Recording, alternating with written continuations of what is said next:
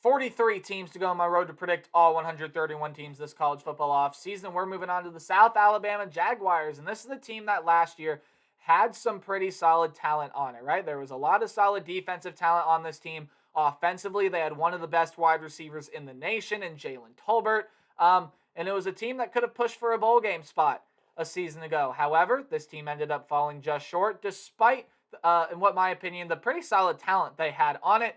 But coming into 2022, it's a team that a lot of people still feel can push for a spot in a bowl game this upcoming season. So South Alabama going to be able to push their way into a bowl game in 2022? Or is this a year where the Jaguars maybe fall back from where they were a season ago after losing some pretty solid players off of this team?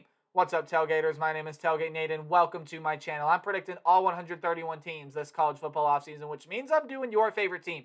So if I haven't done your favorite team, or hey, maybe I've already done your favorite team and you want to hear more from me, hit the subscribe button, ring the bell so you know when that video gets uploaded. To fans of the South Alabama Jaguars out there, you guys are going to know this team a lot more than I do. So if you feel like I missed something or you want to add something, anything of the sort, leave it in the comment section down below. I'll be happy to hear what you guys have to say.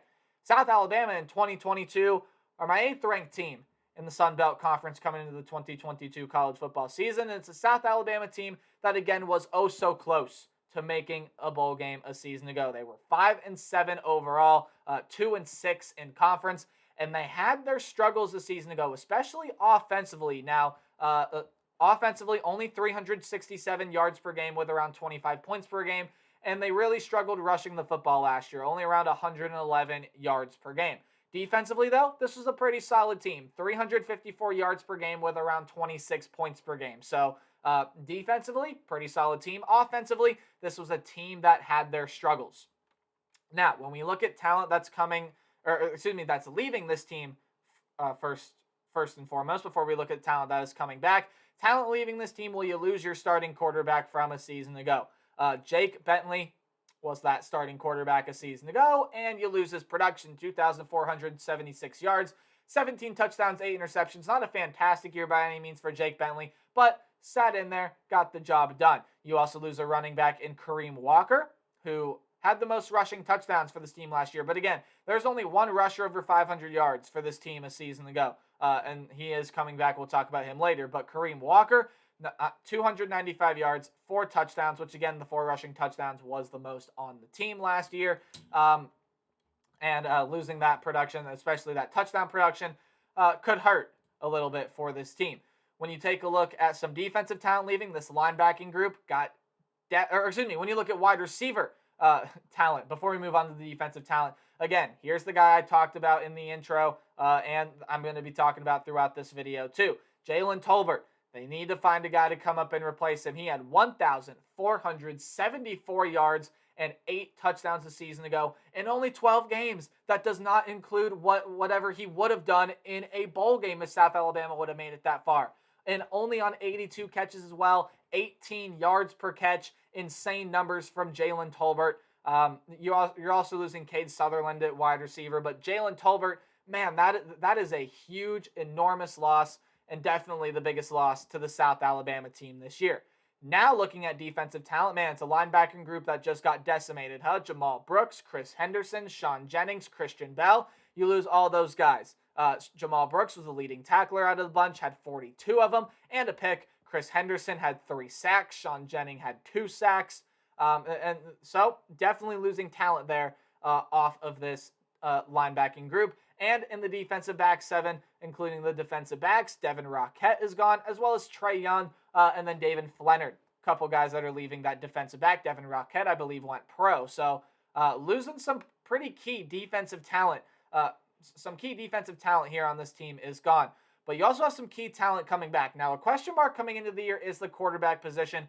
However, I don't know if it's as big of a question mark as people might think it is. Desmond Trotter comes back, had 596 yards, 5 touchdowns, 3 picks a season ago, and they're getting a transfer in from Toledo and Carter Bradley. So those 2 guys I feel like will push for the starting job, although I do feel like it will be Desmond Trotter that ends up getting the start for the South Alabama team. When you look elsewhere, hey, you have your leading rusher coming back from a year ago, 508 yards, 1 touchdown, but only 3.7 yards per carry. They needed a guy to kind of come in and step things up. Maybe Terrion Avery is able to do just that. Maybe it's a guy like Brian Hill who comes back, was the second leading rusher on this team. But they went ahead and got a transfer. A former Florida State recruit went to, I believe, like a community college or something like that, transferring in now to South Alabama in LaDamian Webb. Figures to be that starting running back coming into next year, could put up some pretty big numbers for this team. In terms of the pass catching, yes, you need guys to come in and replace Jalen Tolbert, but there are still some guys. Your second leading receiver in Jalen Wayne comes back, had 630 yards, 2 touchdowns. Colin Lacey, 291 yards, no touchdowns a season ago. Couple tight ends, Lincoln Seffick, Brandon Crum. You have their production coming back. Seffick was second on the team with 5 receiving touchdowns. Also getting an offensive line transfer there. So this is an offense that still has a lot of pieces. You're getting some transfers in there as well that can help bolster this attack. But again, you got to replace that quarterback, got to replace that leading wide receiver role there as well. Don't know that anyone on this team is going to get quite to the production that Jalen Tolbert does, but 1,000-yard season, I don't think is out of the cards for a guy like Jalen Wayne. When you look defensively, Wycavius Thomas on the defensive line comes back, had 2.5 sacks, 50 tackles a season ago. Charles Coleman led your team with 4.5 sacks a season ago. And you're also getting a defensive line linebacker combo in DK Bonhomme over from Indiana. Your leading tackler, linebacker AJ DeShazer comes back, 64 tackles a season ago. Quentin Wilfon, another linebacker that comes back, had 45 tackles a season ago. And then in the defensive back, Keith Gallman, Yam Banks, Jalen Jordan, and then another guy, or Jalen Jordan is a transfer coming in, and then another guy that is not on this list is Darrell Luter, who had 9 passes defended and 4 interceptions a season ago. Probably this best team's defensive back now that Devin Rockett is gone and off the team. So definitely a team that still has talent on it. Yes, you have a lot of pieces you need to replace, but especially when we take a look at this Jaguar schedule, there's no reason why this team can't be a player in the postseason conversation, why they can't push for a spot in the bowl game. Now, the non-conference slate doesn't come without its challenges. Nicholls State, probably going to be a fairly easy matchup there for them. Same thing with Louisiana Tech. You get both those games at home. But it's the 2 games on the road in non-conference that really intrigue me. On the road against Central Michigan, don't sleep on the Chippewas this year. I think that's going to be a very interesting team. On the road against UCLA there as well. That can be a sneaky team in the Pac-12 title conversation when you look in conference play. Road games against Louisiana, Arkansas State, Georgia Southern, and Southern Miss. Home games against Louisiana Monroe, Troy, Texas State, and Old Dominion. So, diving on into the South Alabama schedule. Again, the non-conference games, there are 2 that jump out at me. And you might say, well, Central Michigan doesn't jump out at me. This was a Central Michigan team that was pretty solid last year. And if it weren't for Northern Illinois being as good as they were last year, Central Michigan may very well have been a team that could have won the Mid-American Conference a season ago. They bring back one of the best running backs in the nation in Lou Nichols, who was only a freshman last year. I believe rushed for over 1,500 yards, and he can do it again in 2022. Very, very good, phenomenal player to watch. And then, of course, on the road at UCLA. UCLA took massive steps in the right direction, and if it weren't for an upset loss to Fresno State, you were looking at a 9-win team from a season ago in UCLA. Their non-conference slate not as difficult as it is this year. You're probably looking at a 9-win team this year, and it's a UCLA team that is taking steps in the right direction and can push for a spot in the Pac-12 title conversation this year now that the Pac-12 is getting rid of divisions. So UCLA, Central Michigan, going to be 2 hard games for South Alabama there on the road. When you look elsewhere in conference play, again, Louisiana on the road, the game that jumps out at you in conference play, that's going to be a tricky one there. But there's not really another game that really jumps out at me as being a super tricky game here in conference play. I mean, Troy at home, yes, I think that's going to be a fairly tricky game. Going on the road to play Southern Miss. They had a lot of injuries last year. I think that's going to be a much improved team, a much better team than people think. But looking elsewhere at the schedule, I mean, it's all teams I've already covered, and it's all teams that I believe I have in my double digit in the power ranking field. University of Louisiana at Monroe, that team did win 4 games last year. Looks to be taking steps in the right direction. Statistically, we're not a great team last year. And it's a ULM team that, again, South Alabama gets at home. Definitely not the most talented team in the Sun Belt. Could be a sneaky one depending on how ULM looks this year.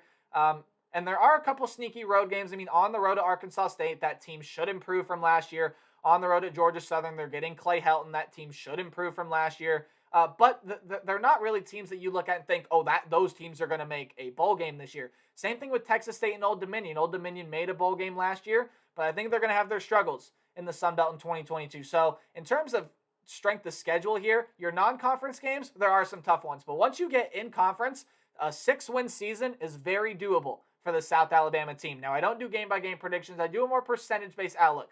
Tell me predict a team's record. If the game is in red, just don't see you winning the game. If the game is in orange, I still necessarily don't see you winning. But hey, it is college football and upsets can happen. Yellow, your 50-50 high upset potential games. Games in yellow-green are games that you should win. But you got to watch out for the team on the other side of the ball. And games in green, I have you winning.